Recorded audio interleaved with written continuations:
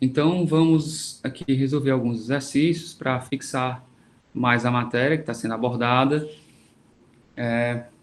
Eu coloquei aqui uma questão inicial abordando os princípios da administração pública, tá?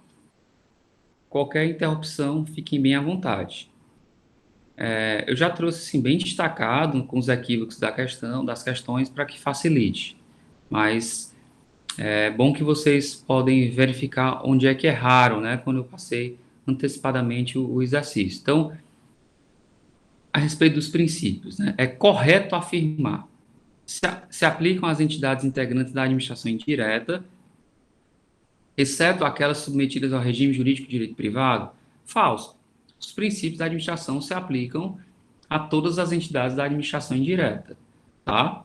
Inclusive a empresa pública, sociedade de economia mista e algumas fundações, que o regime jurídico delas é de direito privado, tá? Então, a autarquia, ou desculpe, uma empresa pública não pode ser um SA, uma sociedade anônima não é uma pessoa jurídica de direito privado, né?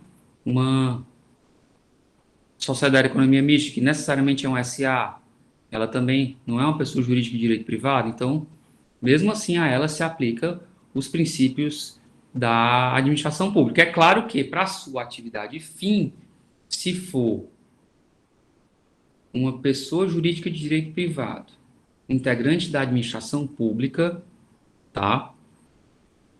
Por exemplo, a Caixa Econômica Federal, os Correios, o Banco do Brasil, para a sua atividade fim, aí há uma mitigação na aplicação dos princípios. Então, por exemplo, não há aplicação da ideia de moralidade para a venda de petróleo, para a concessão de um empréstimo, etc.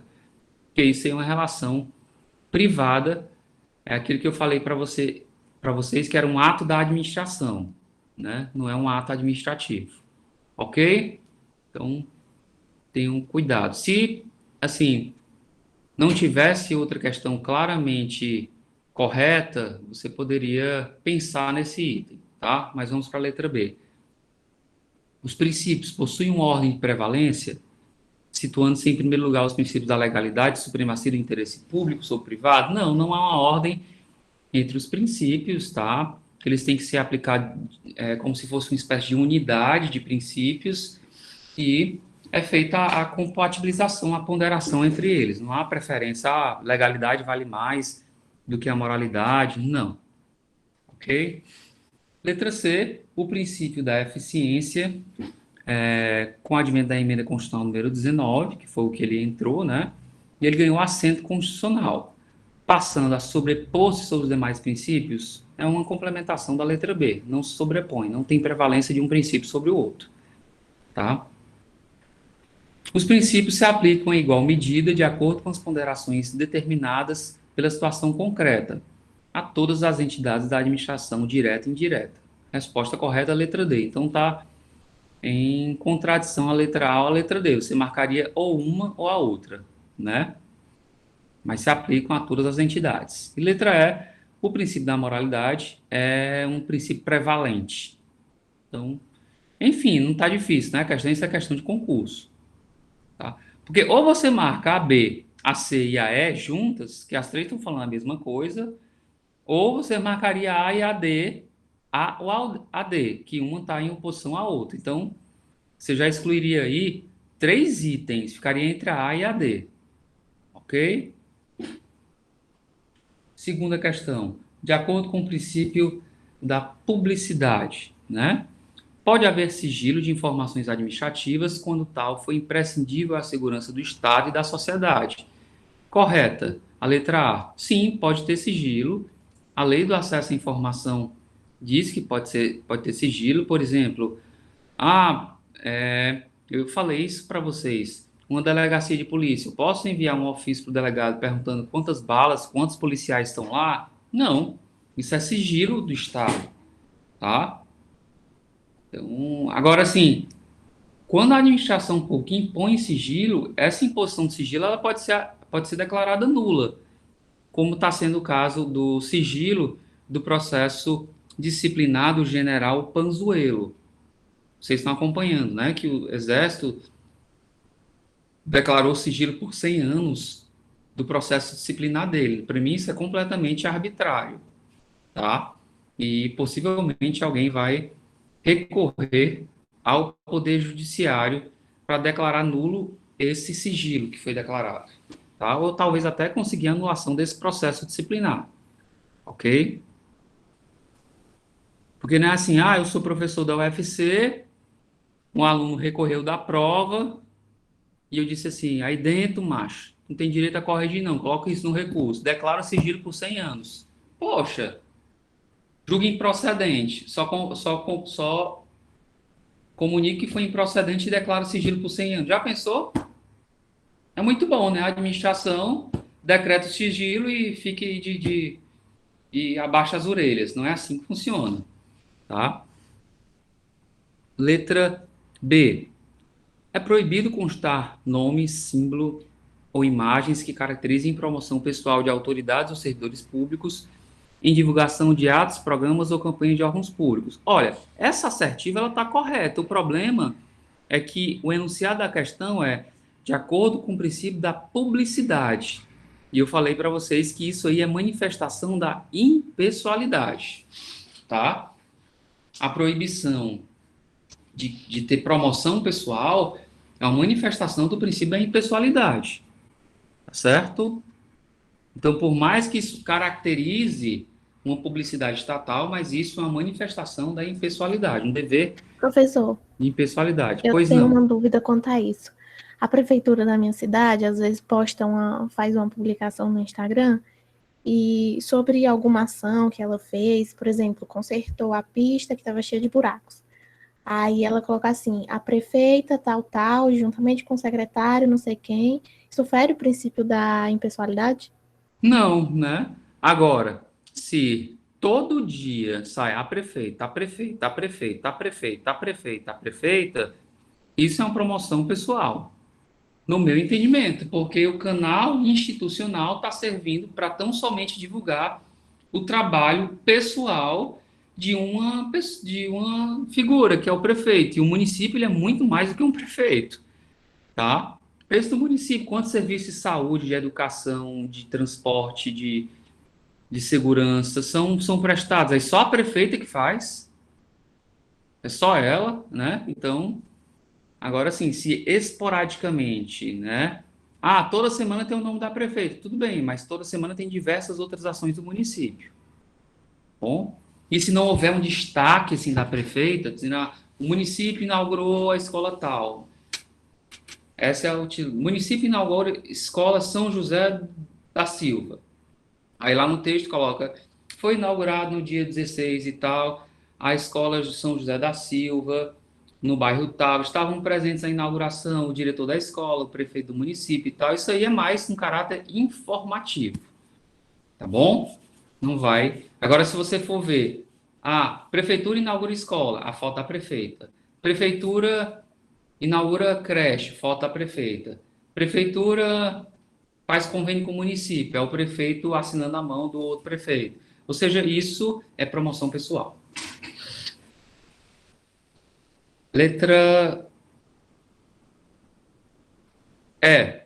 A eficácia dos atos administrativos é sempre condicionada à publicação no Diário Oficial? Não. Tem atos administrativos internos que não precisam ser publicados. Eu falei para vocês, né? O professor Felipe Braga deixa de dar administrativo para dar constitucional. Essa mudança aí de disciplina vai ensejar a obrigatoriedade da publicação? Não. Ok? Não é necessário. É... 3, não, D. A transparência deve ser absoluta no direito administrativo, já que se exige a ampla e restrita divulgação dos atos por ela praticados. Não, não há transparência absoluta. Olha a letra A, pode ter sigilo, tá? Quando for necessário a segurança do Estado, etc. Tá bom? Então, não existe assim dever absoluto de transparência. Algumas questões são de segredo de Estado, tá? Então, por exemplo, o presidente da República, a sua comitiva vão quantas seguranças? O carro dele é blindado? Ele está com um colete à prova de balas? Você não pode perguntar isso.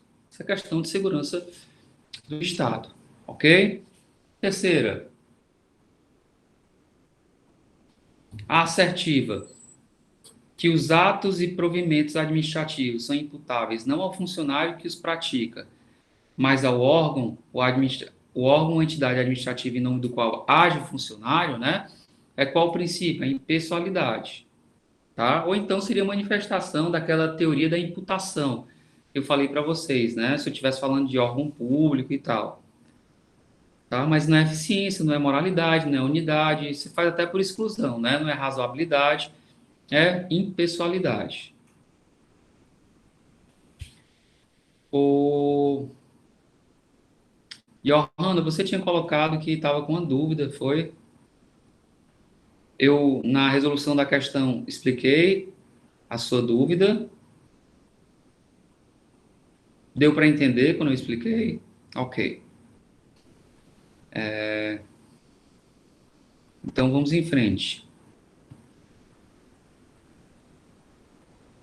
As afirmações abaixo estão relacionadas à obrigatoriedade da obediência dos princípios constitucionais da administração pública. 1. Os princípios devem ser obedecidos pela administração de qualquer dos poderes? Sim, tanto pela administração do legislativo, como do executivo, quanto do judiciário. Tá?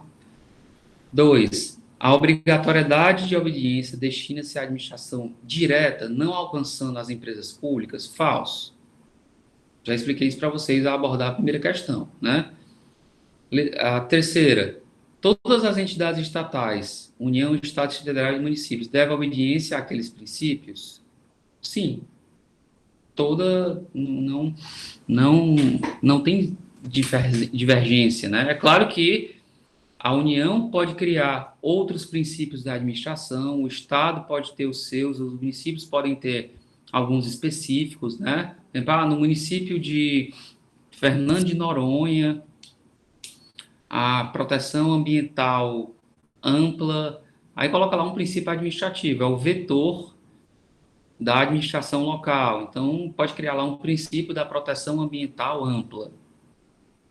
A gente tem o princípio da proteção ambiental, lá no artigo 225 da Constituição, mas ele coloca lá um novo princípio, ok? Não tem problema.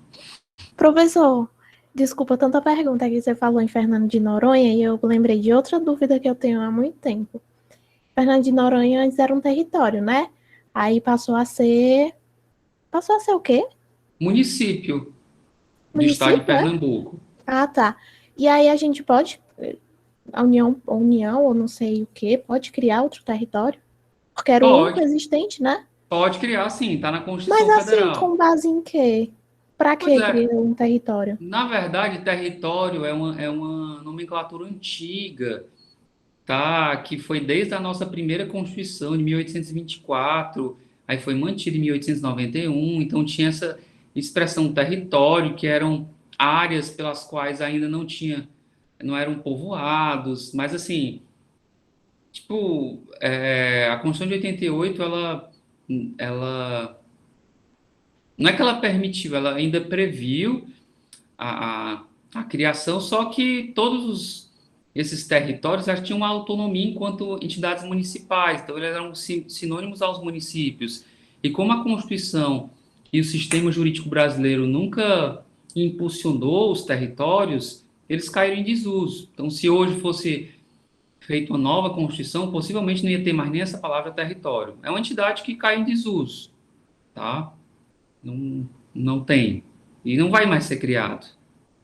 Tá? A não ser que chegue lá um gestor maluco, um presidente, não, eu quero criar um território de Jericoacoara. Sabe assim, aí seria uma briga danada, porque já é um município formado, o município poderia entrar com a ação do Supremo Tribunal Federal, dizendo que se iria ferir a forma federativa. No máximo seria um território da União. Pega uma área dela e cria um território. Na Amazônia eu vou criar um território legal dentro de uma área específica X, né? Mas cai em desuso, tá bom?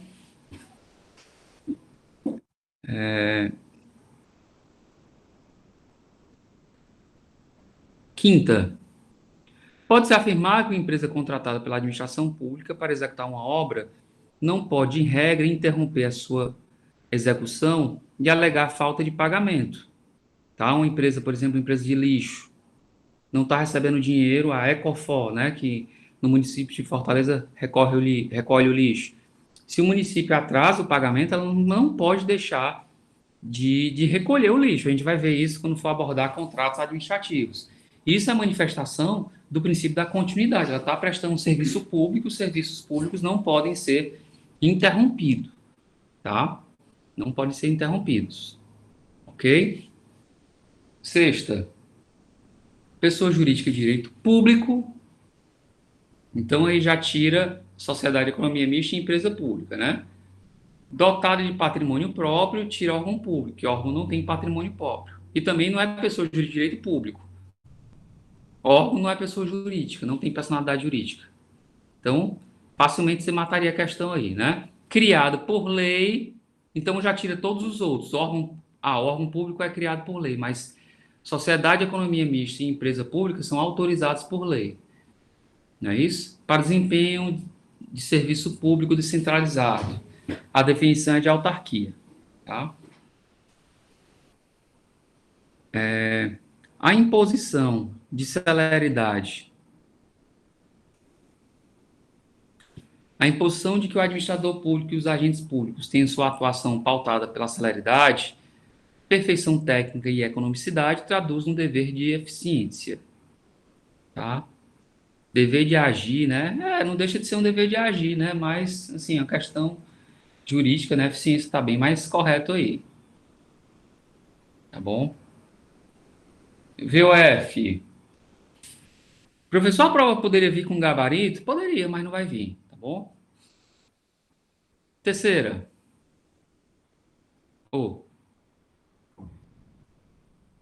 Oitava, né? Os poderes do Estado são o Legislativo, Executivo, Ministério Público e Judiciário. O Ministério Público não é poder, né? Ok? O Ministério Público é uma função essencial à Justiça, não é poder do Estado. Apesar dos poderes serem independentes entre si, a função judicante não é exclusiva do Judiciário. Verdadeiro. Falei para vocês que o Legislativo também julga, né? Olha aí um processo de quebra de decoro parlamentar, olha o impeachment, né? CPI, professor, CPI não julga, já falei isso para vocês. CPI investiga, faz um relatório e manda para o Ministério Público. Ok? Ela não vai julgar nada. Vai constatar que o presidente é culpado ou não é culpado. Ela vai fazer um relatório e vai mandar para o Ministério Público. Se o Ministério Público vai transformar aquela acusação numa ação penal, aí é outra história, tá bom? Mas CPI é um ato político, já traz um desgaste político, né, quando ela é instaurada, porque a imprensa faz a cobertura e há naturalmente um desgaste, certo? Mas faz parte e é muito positivo, porque tem que haver um controle e não há nada, se o gestor não tiver feito nada de errado, ele vai conseguir se sair muito bem.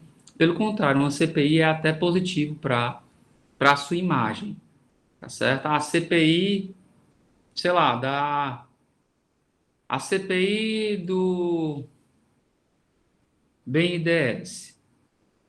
Você quer investigar lá um suposto presidente, aí faz uma CPI, faz um relatório e prova que o BNDES, digamos, eu estou fazendo uma suposição, não tem nenhuma irregularidade. Seria bom, né, para o gestor, só foi feita a CPI, isso aqui é um atestado que prova que eu sou honesto. Então, aí o gestor vai lá, dá o depoimento, a imprensa toda está coberta, ele sabe. Mas você não acha disso? Ele tem que também ter a sua habilidade política de responder a perguntas. Ok? Terceira, apenas a lei em sentido lato pode ser tida como fonte do direito administrativo? Olhe, em sentido amplo, não, né? A gente tem várias fontes do direito administrativo, eu expliquei isso para vocês. Doutrina, não é isso? A jurisprudência. Agora, sim, do ponto de vista formal, a única fonte formal do direito administrativo é a lei. Tá? Mas a questão coloca aí, em sentido lato ou amplo, não. Sentido amplo, a doutrina, os princípios gerais, a jurisprudência, né? Os costumes, Professor, tudo isso podem ser fontes. Oi? Eu de novo aqui contra a dúvida. É porque sobre as fontes do direito administrativo, eu fiquei em dúvida sobre as súmulas vinculantes. O que são exatamente? as súmulas vinculantes, Porque eu vi que são consideradas, né? as súmulas vinculantes, na verdade, elas são diferentes de jurisprudência, né? Porque só quem edita súmula vinculante é o Supremo Tribunal Federal, tá certo? E a própria Constituição Federal determina que elas são de cumprimento obrigatório por quaisquer dos poderes. Então, a súmula vinculante ela tem força obrigatória como se fosse uma lei, tá? Mas é porque a Constituição Federal fala. Já outras decisões judiciais, elas não vão ter esse efeito, a não ser. Aí aqui é muito direito constitucional, né? Eu não vou explicar para vocês. Algumas decisões também que tenham efeito de repercussão geral em decisões declaradas pelo Supremo, né? A repercussão geral é um instituto que também está na Constituição, mas a priori não é qualquer decisão judicial que tem efeito vinculante. Tá? Ah, o juiz de Sobral determinou que o toque de recolher para crianças às 10 horas é válido. Sim, é o juiz de Sobral. O juiz de Fortaleza pode dizer que não, não. Criança pode andar depois de 10 horas da noite com os pais, tá? Pode andar, enfim, a depender do caso concreto. Pode andar nas áreas públicas dos condomínios residenciais. Então, assim, cada magistrado, isso não é a decisão do juiz de Sobral não vai ter, não é uma fonte do direito vinculante para toda a administração pública, para todas as pessoas, ok? Mas a súmula vinculante, sim. E quando é que é feita uma súmula vinculante, professor? O Supremo só edita súmula vinculante quando ele vem reiteradamente julgando questões sobre um determinado assunto. Então, ele tem várias decisões dizendo assim, ó, é inconstitucional o provimento derivado de cargo público. Que é o provimento derivado? Eu passei no concurso de nível médio, aí me formei, e a administração pública me colocou num cargo de nível superior, né? Então, isso é um provimento derivado. O meu concurso não foi para um concurso para cargo superior. Já pensou, eu passo num concurso para, sei lá, técnico de enfermagem, tá bom? Aí, depois de alguns anos, eu faço medicina, me formo, e o hospital que eu trabalho me transforma em médico do hospital. Não pode, pessoal. O meu concurso foi para técnico de enfermagem. Se eu quiser exercer a função de médico, se é um hospital público, você tem que fazer um concurso para médico. Então, esse provimento de cargo, ele é inconstitucional. Então, como tem várias leis que tentaram regularizar essa situação sem concurso público, o Supremo vem reiteradamente decidir que é inconstitucional o provimento derivado de cargos. Aí pode ser feita uma súmula vinculante. É inconstitucional o provimento derivado de cargo, só podendo ser o acesso ao cargo por meio de concurso público. Você tem que ter todos os requisitos preenchidos para assumir o referido cargo. Ok? Então, deixa eu só ligar aqui na tomada o meu computador.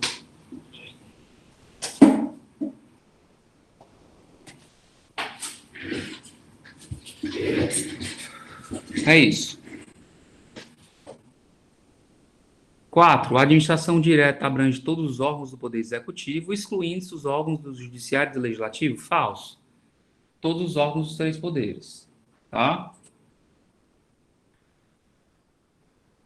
5. São princípios da administração pública previstos na Constituição. Previstos na Constituição. Lembra que são só 5, né? Legalidade, moralidade, publicidade, eficiência, né? Aí tem assim, motivação? Não, né? Motivação não. Ok? Não é um princípio da administração previsto lá no artigo 37. Tá? O dever de motivar é um dever da administração, mas ele não está previsto como princípio lá na Constituição Federal. Tá? Princípio da administração. Está previsto até como motivação, como princípio lá da decisão judiciais, lá pelo artigo 90, 91, mas assim, o princípio da administração não está expresso. 6ª, como decorrência da impessoalidade, a Constituição proíbe a presença de nomes, símbolos ou imagens que caracterizem promoção pessoal. Verdadeiro, já falei isso hoje. Artigo 37, parágrafo 1º.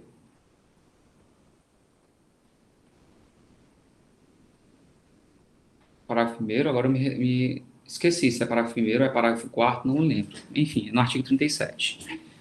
7. Embora a moralidade administrativa não se encontre em menção expressa na Constituição, falso ele se encontra expressamente no artigo 37. É correto afirmar, com base no direito brasileiro, que o princípio da moralidade se confunde com o da legalidade? Não, é um princípio autônomo, não se confunde.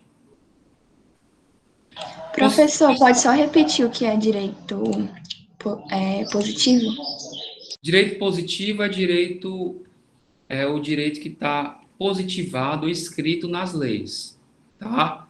Então, tudo que está escrito numa lei é direito positivo.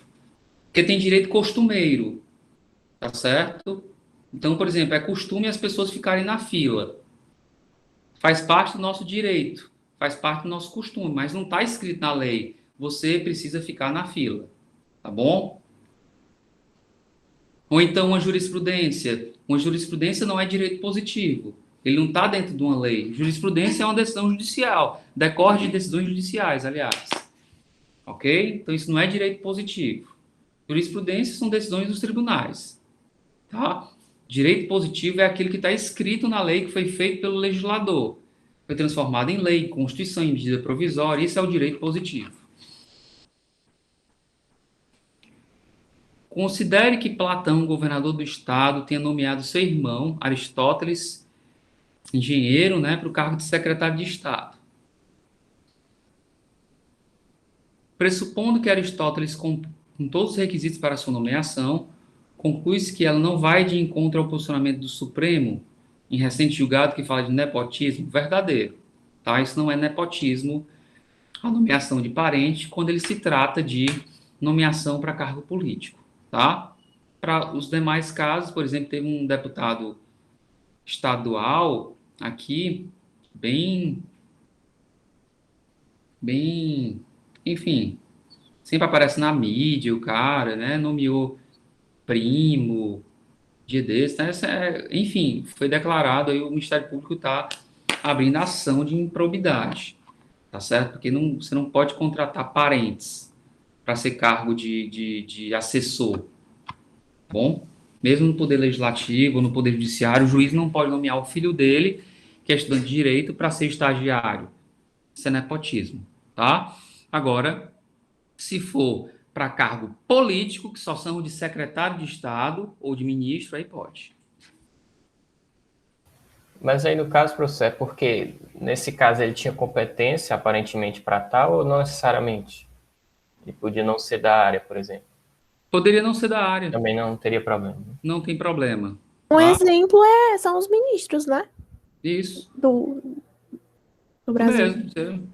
Você pode ser o ministro da Saúde. O cara não tinha experiência alguma em saúde. Era da área de logística, tá? Não precisa, é um cargo político. Tá bom? É indicado que você nomeie uma pessoa que tenha pelo menos uma habilidade política, né? Se me chamassem para ser secretário de, sei lá, professor Felipe, você quer secretário do meio ambiente?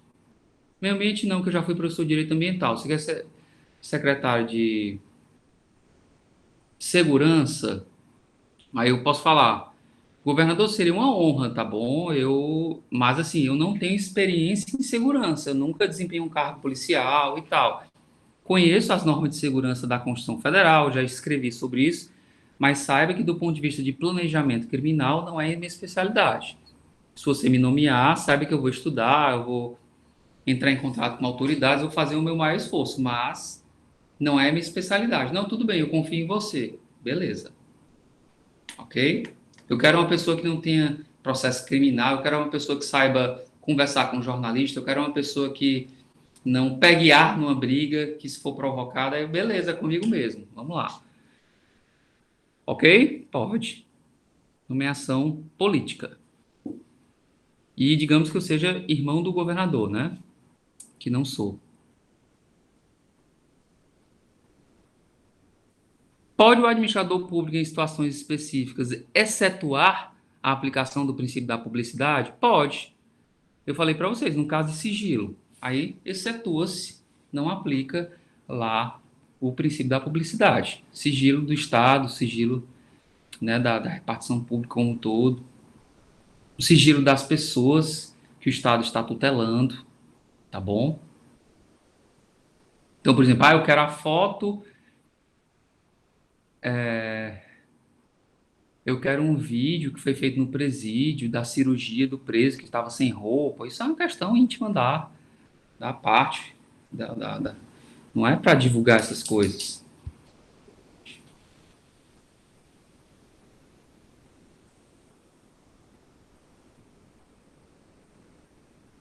Nove, 10.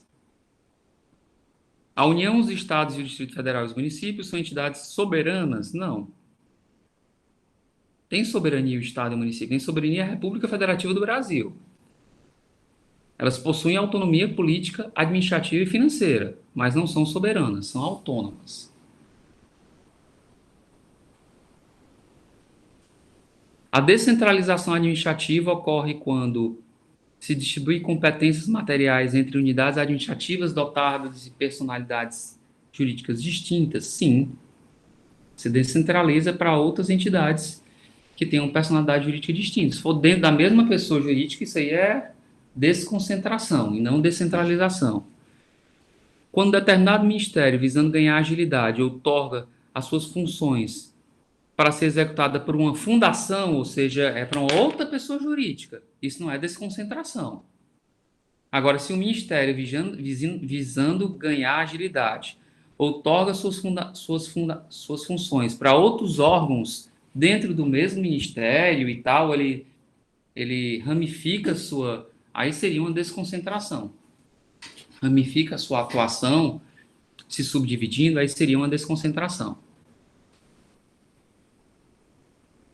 A divisão de determinado tribunal em departamento visa otimizar o desempenho para posteriormente redistribuir funções no âmbito dessa nova estrutura interna. Isso é exemplo de descentralização? Não, isso é desconcentração. Se vocês errarem uma questão dessa na prova, sintam-se reprovados. 14. Diferentemente da descentralização, em que a transferência da competência se dá para outra entidade, olha como está explicado bem direitinho o conceito aí, ó. A desconcentração, o processo é eminentemente interno e ocorre em um ou mais órgãos e substituem com o objetivo de melhorar e acelerar a prestação do serviço público. Ok. Do ponto de vista orgânico, o TRE integra a administração pública direta? Não. Sim, direta, né? Não é indireta. Tá? É um órgão lá do judiciário. Faz parte da administração direta. Uma autarquia integra a administração direta? Não. Autarquia, administração. Autarquia, empresa pública, sociedade econômica mista e fundação são entidades da administração indireta. A Secretaria de Educação e o Ministério da Saúde são órgãos públicos sem personalidade jurídica? Verdadeiro. Quem tem personalidade jurídica é a União e o Estado, né? Ministério e Secretaria, não. A exploração direta de atividade econômica é restrita no ordenamento jurídico brasileiro às hipóteses de segurança nacional, sujeitando-se, primeiramente, não é só nas hipóteses de segurança nacional, mas também de relevante interesse coletivo, né? Então, não é só restrita a essas hipóteses. Sujeitando as empresas estatais, que se enquadrem nesse modelo, ao regime das empresas privadas, exceto no que se refere às relações trabalhistas e tributárias, mas, pelo contrário, inclusive no que se refere às relações trabalhistas e tributárias. Esse aqui é o artigo 174 da Constituição, dê uma olhada nele com calma, tá bom? Para vocês entenderem, que é só um jogo de palavras nesse artigo. Por fim, a personalidade jurídica da Sociedade de Economia Mista nasce com a edição da lei que autoriza a sua criação. Falso, a personalidade jurídica dela vai nascer com a sua inscrição, né, no cartório, tá bom? Quando ela for criada. E não com a lei que autoriza a sua criação. Vou interromper aqui a gravação.